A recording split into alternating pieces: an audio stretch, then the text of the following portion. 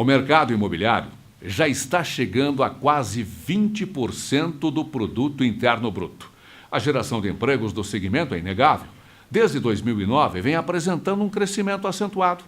Em 2005, o setor financeiro abria apenas 1% de crédito. Hoje, já são 5%. Porém, o ideal é chegar a pelo menos 30%.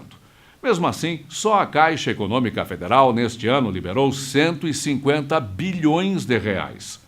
A taxa de inadimplência está em 2%, sendo que a maioria dos financiamentos, além do rigor das exigências bancárias, são feitas com pelo menos 30% de entrada. Pois bem, alguns economistas ainda falam em bolha imobiliária. Via de regra, Doni, os preços estão caros, a taxa de aluguel está baixa, vale a pena esperar, usar o mercado financeiro e não comprar um imóvel por conta desse preço e, no meu entendimento, uma bolha imobiliária. No mínimo, é irresponsável.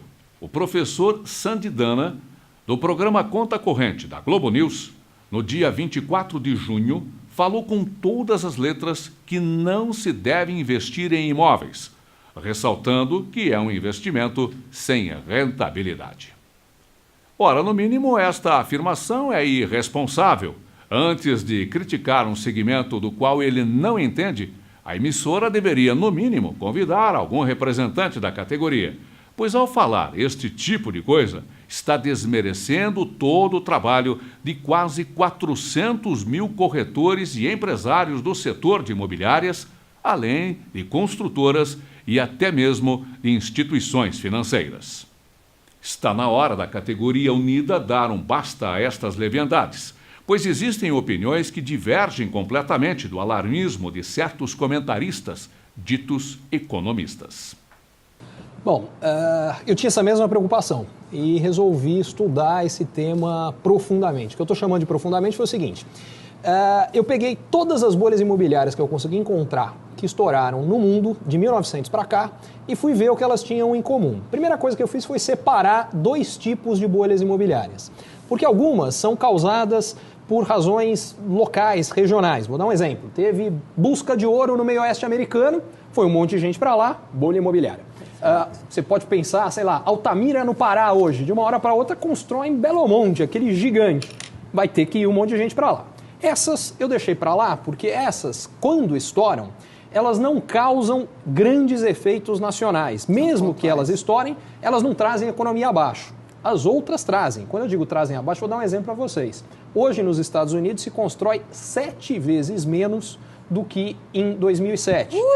No Japão, hoje, se constrói 3 vezes menos que em 91, que foi quando estourou a bolha imobiliária. E não é só que se constrói menos, se vende menos automóvel, porque quando estoura a bolha imobiliária, os bancos perdem dinheiro e cortam crédito. Tudo que depende de crédito para vender não tem o mesmo desempenho que antes. Bom, aí eu separei e fui estudar as outras e olhar o que elas têm em comum. A primeira coisa que eu fiz foi pegar as bolhas no ano que estouraram e tentar falar, bom, uma coisa que toda bolha tem é muita construção. O Brasil hoje parece um canteiro de obras. Nossa, uma coisa absurda. E aí eu fui olhar, bom, como é que eu comparo um país com outro em épocas diferentes? Eu usei a seguinte métrica.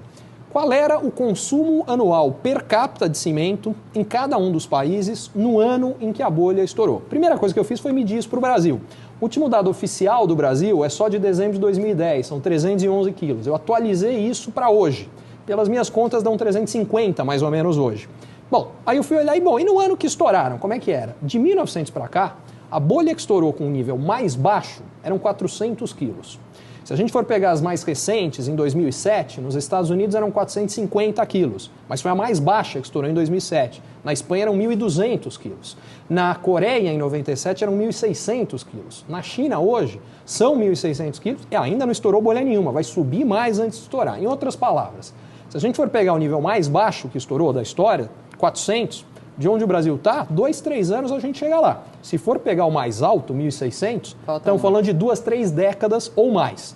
Segunda coisa que eu fui ver é o que permite que gera bolha, que bolhas sejam geradas.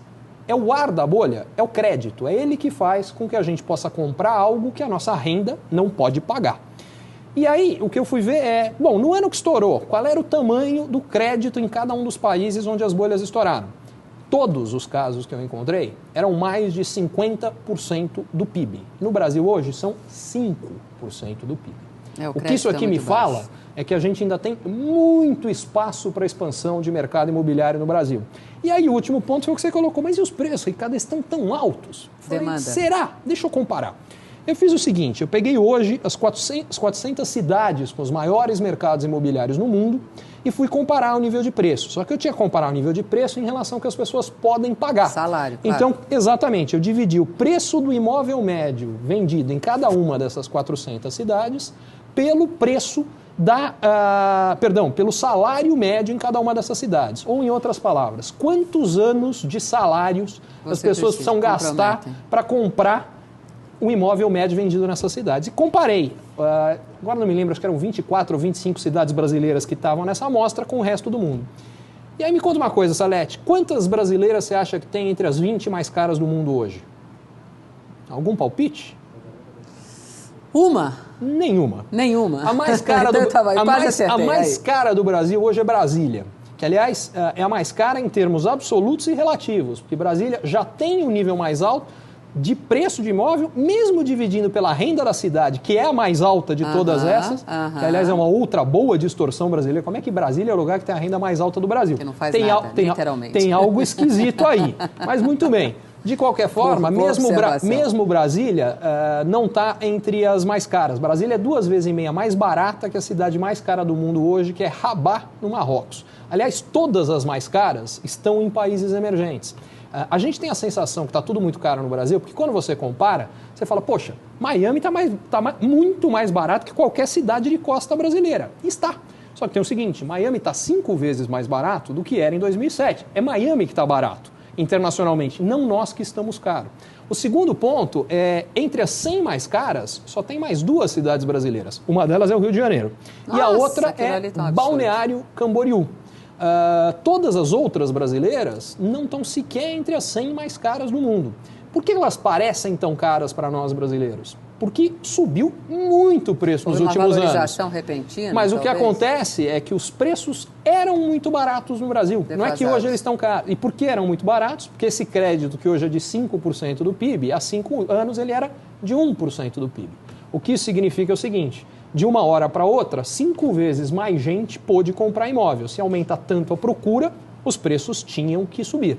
Agora, se ainda 5% é pouco e deve crescer muito mais, o que isso me diz é que o mais provável é que a gente vá continuar a ver altas de preço para o Brasil como um todo. Não quer dizer que não haja lugares onde os preços estão excessivos e possa acontecer ajustes. Eles são até saudáveis, é isso que evita que uma bolha estoure mais para frente.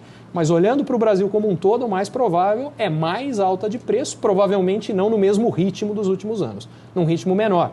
Porque se eu falei que o crédito vai de 1% para 5%, multiplica por 5 os compradores. Para multiplicar por 5 de novo os compradores, você tem que ir de 5 para 25, coisa que não deve acontecer no mesmo período.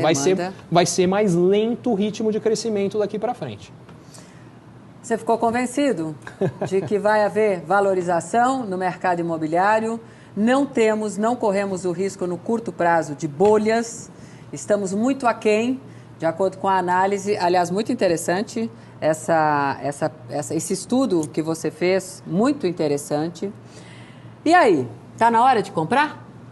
Taxa de juro baixinha? Você vai pegar um financiamento aí para compra de um imóvel, 20, 15 anos? O que pode acontecer? Vale a pena? Corremos grandes riscos? Não, o juro não sobe? Está fechado? Segura aí que eu já volto. Agora falando de juros. Né?